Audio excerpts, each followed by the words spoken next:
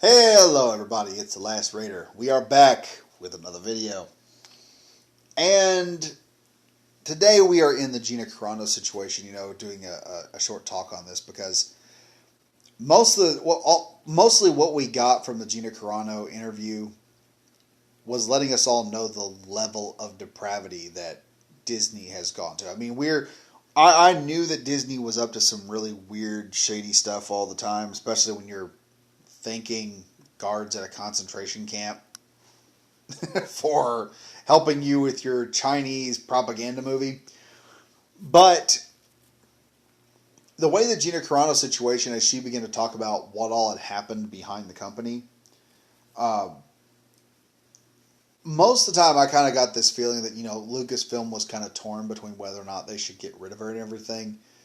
And that they were trying to desperately keep her on because she was, she's very popular and everything else. What we learned is Disney really didn't give a shit. They didn't care about the money. She was talking about how she went before representatives of,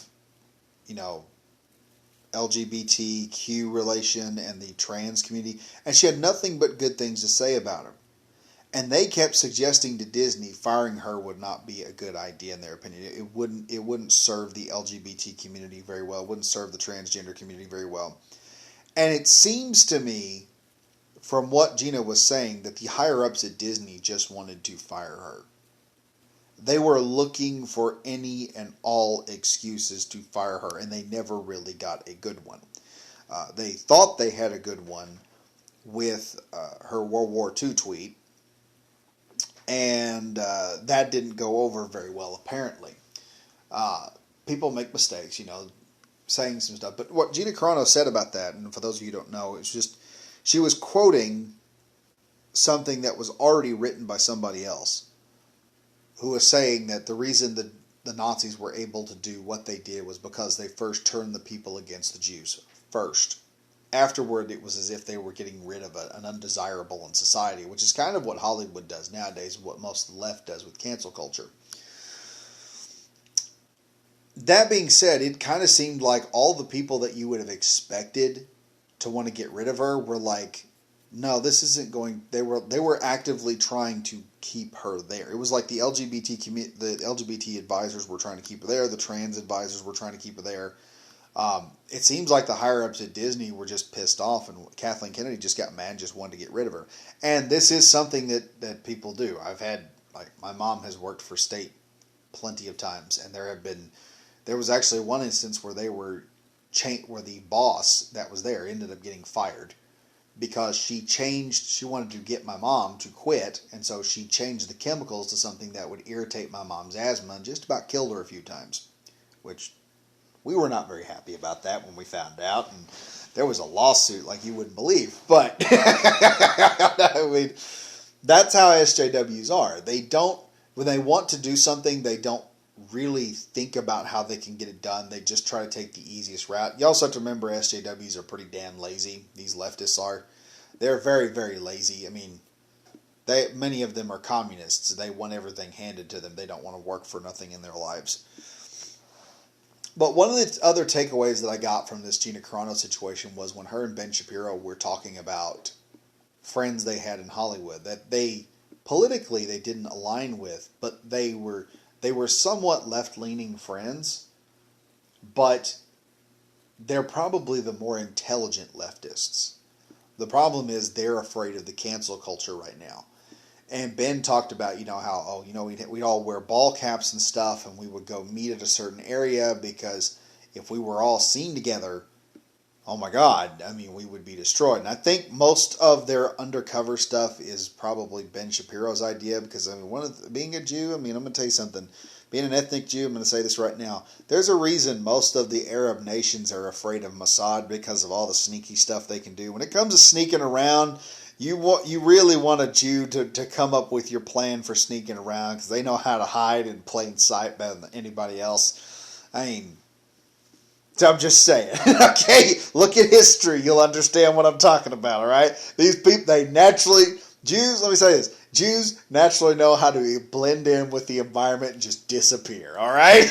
We've gotten pretty good at camouflage. We're good at wheeling and dealing, but we're also really good at just chameleoning out into the ether like optic camouflage or something with kind of go full Gray Fox, just bling and just turn into like vapor and just vapor away if we have to.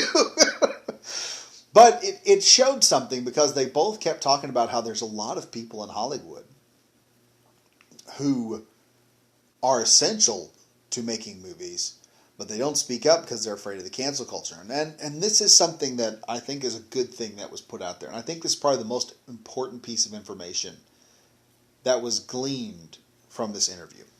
Because one of the main tactics of SJWs and totalitarians and authoritarians on every level is isolationism. They like to take their opponents and isolate them. They like to split them off into separate groups. Racists, true racists, are very bad about this. They like to break people up into little groups based on race and then get those groups separated, because if they can get them all hating each other and fearful and those people don't unite, then they won't go against them. Jim Crow era was beaten because whites and blacks joined forces. Slavery was beaten because whites and blacks joined forces. Whites were in charge of the government. Blacks were showing everyone how indecent they were being treated as slaves. They wanted to be free people. And so whites in government joined forces with them and said, you know what? This is correct. Our sons and daughters could be made slaves as well in the future. We should abolish this before we are subject to this nonsense. Jim Crow era was the same reasoning. People got sick and tired of having to live by two separate set of rules. You could treat one group of people nice with respect, the other group of people you didn't have to treat them that well. Also, restaurants and businesses, they had to have 4 bathrooms pretty much and 2 separate eating areas, many a times an eating area that you couldn't use all the time. So it became this focal point that that whites and blacks joined forces to help out. Now, the thing about authoritarians is it is actually a pretty decent strategy. It is divide and conquer. That's how they operate. And when you realize it's divide and conquer, you realize the most effective means of beating divide and conquer strategies is to stick together, is to communicate and join forces.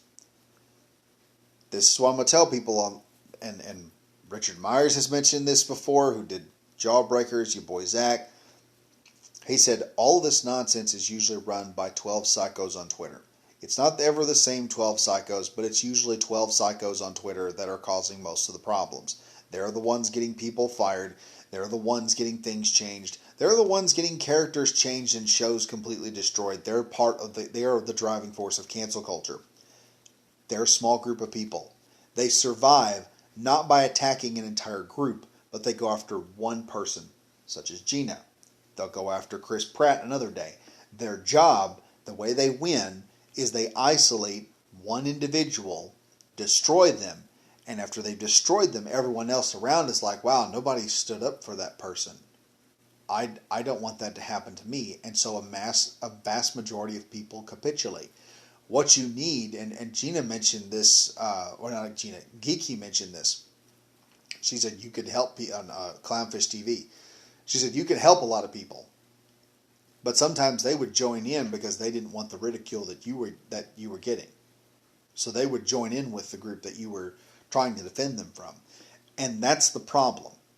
That's what needs to be fought right now by people who want to save entertainment. If you're a part of Comicsgate, Gamergate, if you're part of people who want to save media and make entertainment great again, if you want to fix all the movie problems, fix all the problems in all of our media, there needs to be this cross-communication between comic book guys, video game guys, movie guys, and some politicians up there have got to recognize that this is where the culture war is at. This is why your politics are shifting to communism right now, because these morons have taken over the entertainment industries. They are trying to control them. Many of them, if you were to look into how many movies are owned by China, the NBA is owned by China, how many games are being pushed by Tencent, which is a communist Chinese party company, you understand where all this nonsense is coming from a lot of times. It is separationism.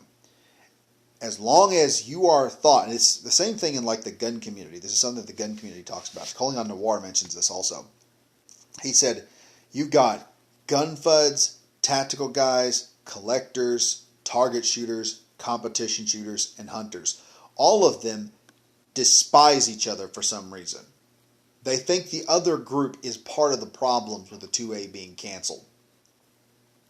But if all of those 5 groups join forces, they make one pretty powerful fist that the government has to recognize on a legal scale.